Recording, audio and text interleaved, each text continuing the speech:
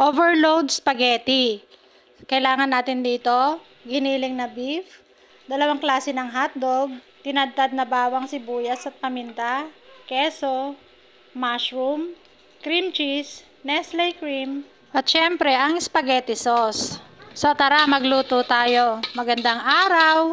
Nagpainit nga tayo dito ng kawali na mayroong konting mantika dahil ilalagay natin yung giniling na beef dahil gusto natin siyang pagmantikain muna bago tayo mag-isa. Timing ngayon tong ating niluluto kasi panahon po ngayon ng mga graduation, ng mga recognition. Bigyan naman natin sila ng reward. Alam naman natin na bukod sa fried chicken, ang spaghetti ang talagang gustong-gusto ng mga bata. Kaya kapag ito ang niluto natin, siguradong mag-e-enjoy sila. Mas menos ito sa gastos kaysa naman sa kakain ka pa sa labas.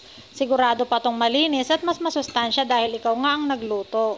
So ayan, naglagay na nga tayo ng paminta. Mga kalahating kutsarita ang katumbas niyan. Inilagay ko kaagad ang paminta kasi para lumabas yung kanyang lasa. At kung napansin nyo nga, ay lumabas na yung mantika ng beef. So ayan na yung gagamitin natin na panggisa ng ating mga susunod pang mga ricado.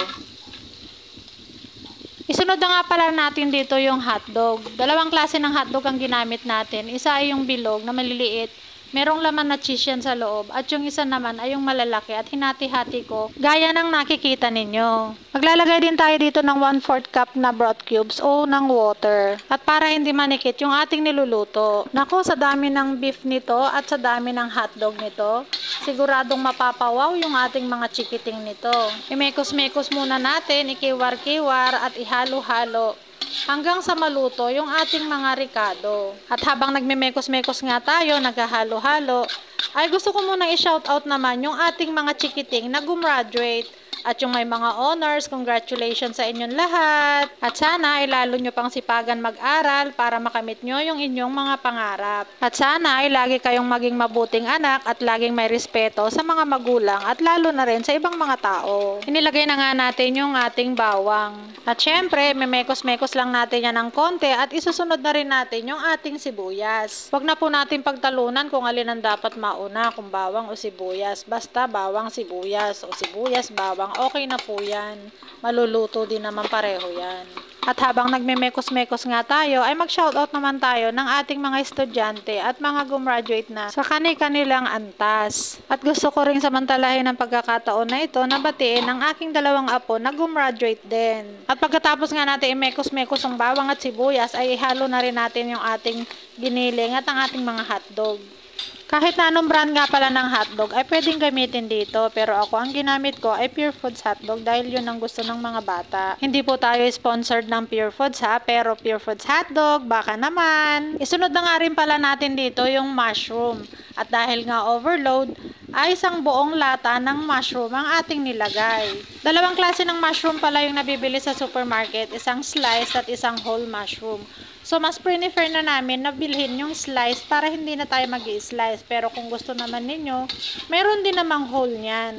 Kung gusto ninyo ng kalahati lang yung pagkaka-slice niya, meron din po dahil pwede naman po kayong mag-slice. Mekos-mekos lang natin ng konti at dagdagan ulit natin siya ng konting tubig ulit o broth cubes. Yan ay para hindi matuyuan. Kasi ayaw naman natin na mantika ang ilalagay natin dahil sarili nating konsumo yan. Ilagay na nga rin pala natin yung ating spaghetti sauce, 500 grams po. Yan na nakasashay. At sa mga nanonood nga po at kung hindi pa po kayo nakasubscribe, ay pasubscribe na din po at paki-like and share na din po ng ating YouTube channel. Maraming salamat po. Sa pagkakataon nga na to, ay kailangan na natin siyang alagaan sa pagmemekos-mekos, pagkikiwar-kiwar at paghahalo-halo dahil madali na pong manikit yan sa kawali kaya kailangan na alagaan natin ng halo.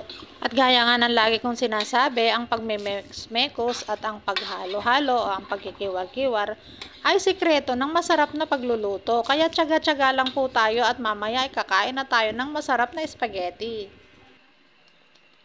Ilagay na rin natin ang ating quick melt cheese o grated cheese. Kahit na anong cheese naman ay pwedeng gamitin, pero ako ang ginamit ko ay quick melt cheese.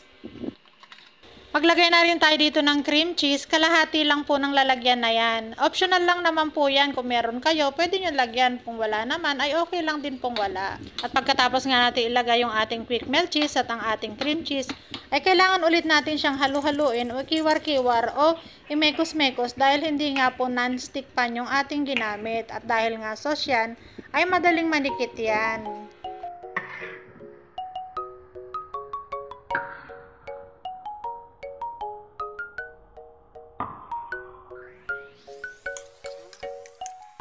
At para lalo pang ang pasarapin, ay maglalagay din tayo dito ng Nestle cream.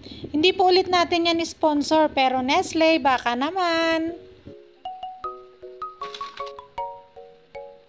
At isang beef cubes. Halo-haloin ulit para magpantay yung kanyang cream.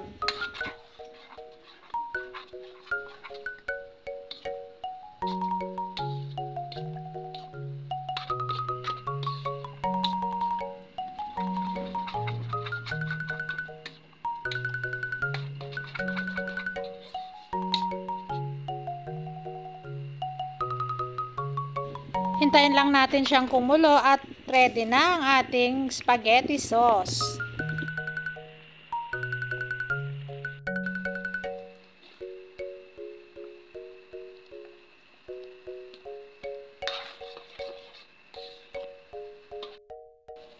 Hindi ko na nga pala pinakita rito kung paano lutuin ang pasta. Dahil ang pagluluto po niyan ay nakalagay po lagi sa kanyang pabalat o sa packaging niya mismo.